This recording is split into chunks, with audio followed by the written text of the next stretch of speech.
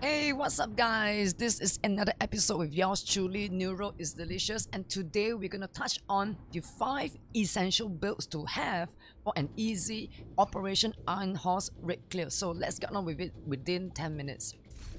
So for the first build, I want to talk about is there's two different types of Foundry Bulwark build. The first type is more DPS focused, but at the same time, it's also a support build with Perfect Vanguard. Then when your shield is off, it gives 50% of your bonus armor to all other allies for 20 seconds, cooldown 25 seconds. And also when you are under fire, you need the protector so that yourself and your teammates, your teammates will gain bonus armor as well at the same time. So this build is stacked on big chance crit damage as a sub attributes, and it's a 5 blue 1 red build with your technician build, technician specialization with +1 skill tier, so that your shield will still be at tier 6 even though you're running at a 5 blues. And you have your artificer under the technician specialization. The artificer will help to heal your shield even at tier 1. At tier 1 it will heal at every refresh rate. Skill refresh is every 2 seconds. So every 2 seconds it will heal your shield, so your shield wouldn't go down. Okay, so let's move on to the next build. We want to try to cover all 5 builds within 10 minutes. So let's see if we can achieve this. Okay, next.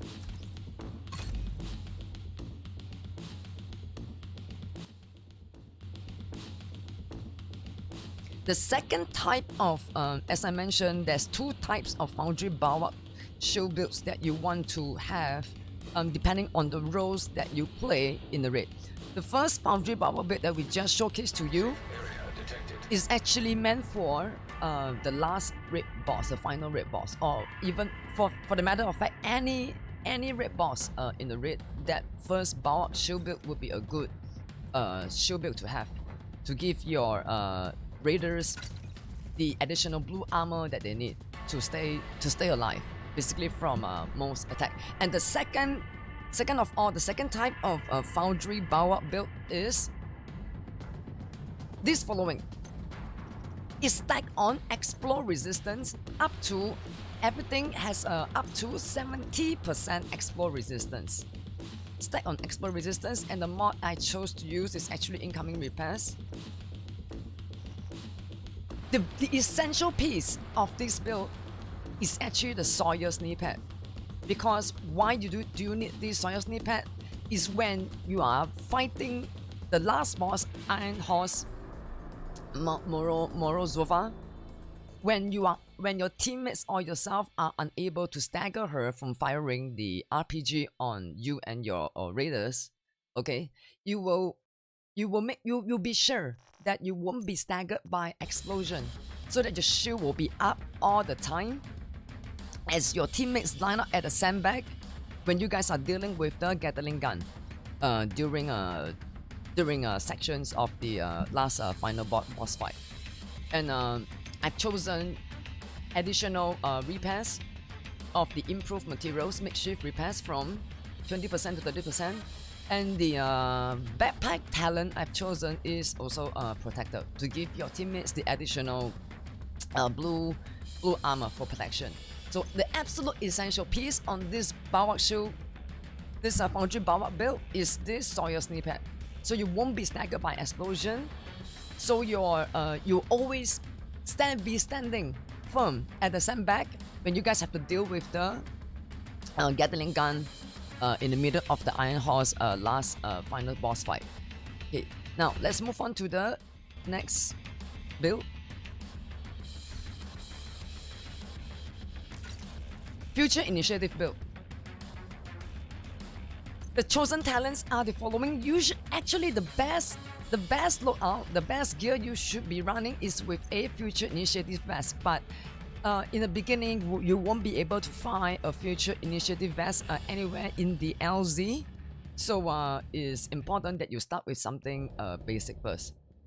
So this is the basic. My apologies. So it should be stacked on skill haste and repair. repair, preferably of course it's a repair skills, something like this. It should be stacked on either skill haste or repair skill. So as you can see, I have stacked all of my greens with repair skills. This build is especially good if you're running a healer. Of course, this is actually a healer focus build. So you'll be running a Restorer Hive for sure, and also a Chem Launcher Reinforcer. Okay, so next time when we go live, I'll explain to you which segments of these builds is actually essential for the Iron Horse raid boss fight. Okay, so next we need to move on to the Eclipse Protocol. But before we finish explaining to you guys why Future Initiative is important, once you can upgrade, once you are able to upgrade your build, once you have found the Future Initiative vest, you change your vest to Future Initiative, you will find out that you figure that empathic resolve is the same as of the Future Initiative's green vest, and now you have 4 other greens. You will now change your glove to BTSU to give your raiders, your teammates, more supports from the BTSU talents. Okay, that is the next upgrade of this Future Initiative build. Okay, so now let's touch on Eclipse Protocol. So this Eclipse Protocol, these are the this is my brand. This is my gear set variation. It's very it's a very CC focus. It's stacked on status effect. Please take note that it's wiser to stack on status E because of the indirect transmission. Your status effect now spread on kill, blah blah blah blah blah, and also, if you want this build to be really effective, and another essential piece of gear will be your Veil Mask, because total damage dealt is now equal to 50% of the concussion grenade damage or increased by your status effect attribute. So this build, you do not need skill damage attribute at all. You need to stack all on status effect. I have chosen Creeping Death, and my choice of this is also a support / CC build because I'm using Firewall, and my Crusader upgraded Crusader Firewall shield actually gives my teammates the additional weapon damage if they are standing behind you. This is why Firewall specialization is good for. It's a support, and at the same time it's good for CC as well. Okay, so let's move on to the next build. The next build I feel that is essential as part of the to be a efficient raider is this full hazard protection Crusader shield build. The weapon of choice is Chameleon because I find Chameleon really to be a very powerful AR. You can also switch to SMG if you like. It's equally powerful, but I would rather pick Chameleon because it just seems to stack more in terms of DPS. So for this build, it has a total of 100% hazard protection against all elements. So this particular build, I would say, is good for when your whole raid team is running towards the fourth raid key before you have to face the final boss at the Operation Iron Horse raid. Yeah, remember this part where you have to run along this long corridor of foam MTCs. So yeah, if you're running this full 100% hazard protection build, you will be able to just run all the way through, while the other of your team members will take out NPCs on everywhere, and you and someone else will rush to the left side of the switches to pull the switch so that the train wouldn't leave. Okay, I hope you guys remember the section of the raid mechanics. Okay, so the next build I would strongly recommend is a good DPS build. This is a good DPS build is absolutely essential, but you must also take into account that with good DPS comes survivability as well. If you are going to use glass cannon, for example, which is my top favorite talent on the vest, is pretty dangerous. So you must really get really familiar with your gameplay.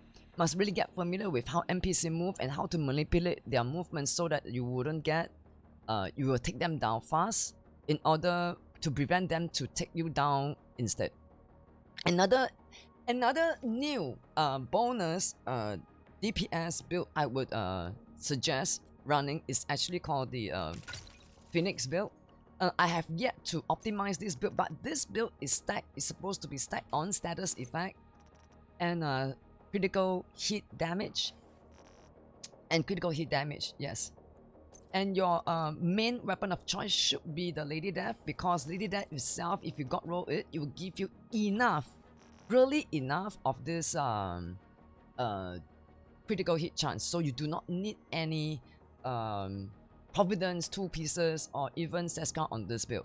This build is why we call the Phoenix, is because if NPCs were to come near you, they will be burned at the same time. So it's like a DPS CC build, and for you to proc the tag team, as you can, if you were to read on the tag team description, the last NPC attacked by your skill will be tagged by the tag team.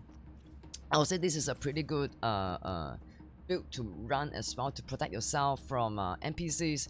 They will once they appear in front of you, they will get burned pretty much immediately. And if there are still remaining NPCs who are not getting burned with your Creeping Death and with your Imperial Dynasty Holster, you can use your blind to blind them first, to blind the rest of the targets. Even though you're running a 5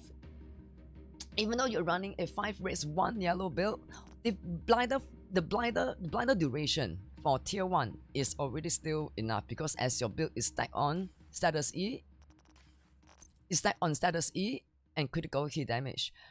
Our next live stream, we are going to showcase this build and to try to run some missions solo. Like for example, we can try running a solo heroic or directive missions to showcase to you guys why this build will be good for raid. So you guys want to stay tuned on my social medias for next going live updates.